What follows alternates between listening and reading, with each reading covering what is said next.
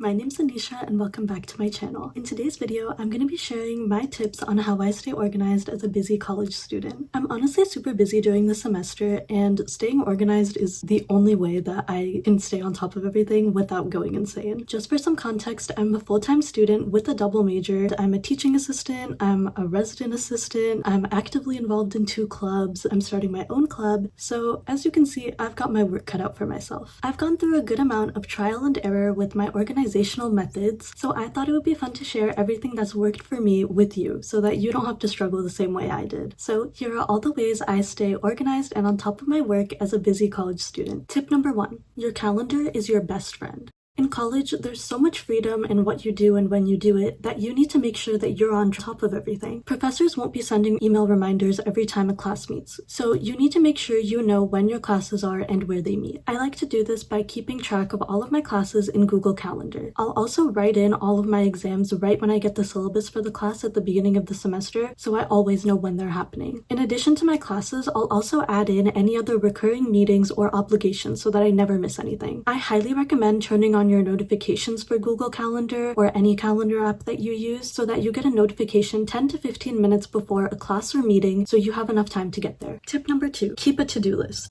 If you take any piece of advice from this video, take this one. I love my to-do list so much. Every Sunday, I'll create a weekly to-do list where I write down all of the assignments that are due that week and any meetings that I have. You could combine your to-do list and calendar, but I like to keep them separate. To me, the calendar is like a broad view of my semester, whereas my to-do list is more of a zoomed-in view. I know some people like to get a planner and write in all of the assignments and due dates right at the beginning of the semester, but I honestly don't like that method that much. I think writing everything in week by week is a lot better. If you write everything in at the beginning of the semester, it can be easy to accidentally forget to write in an assignment or forget to look at your planner as the semester goes on, so you start to miss assignments. By making it a habit to write in your to-do list every single week, it'll make sure that you remember everything that you need to get done that week. I recommend physically writing out your to-do list on a piece of paper or on an iPad because it's easier to remember things when you write them down. I personally like writing my to-do list on my iPad because I always have it with me and I like the feeling of crossing something off once I get it done. It's actually been scientifically proven that you get a little bit of dopamine every single time you cross something off your to-do list, and I feel like that's what makes it easier for me to get things done. I know it's not a lot of dopamine, but it's the small things that keep you motivated to keep getting things done even when the list seems never ending. You could write your to-do list on your laptop too, but don't copy paste. Actually read the assignment name, the deadline, and type it out. This will help you remember what assignment is due when. The main thing is to have a centralized location where you can keep track of all of your assignments. In my experience, professors use a lot of different online platforms to post lecture material, homework assignments, and quizzes if they're online, and it can get hard to keep track of everything when there are so many different websites that you have to look at. That's why I love keeping a to-do list because it's just one spot where I know if I go there, I know everything that I need to get done. Tip number 3, read your syllabi.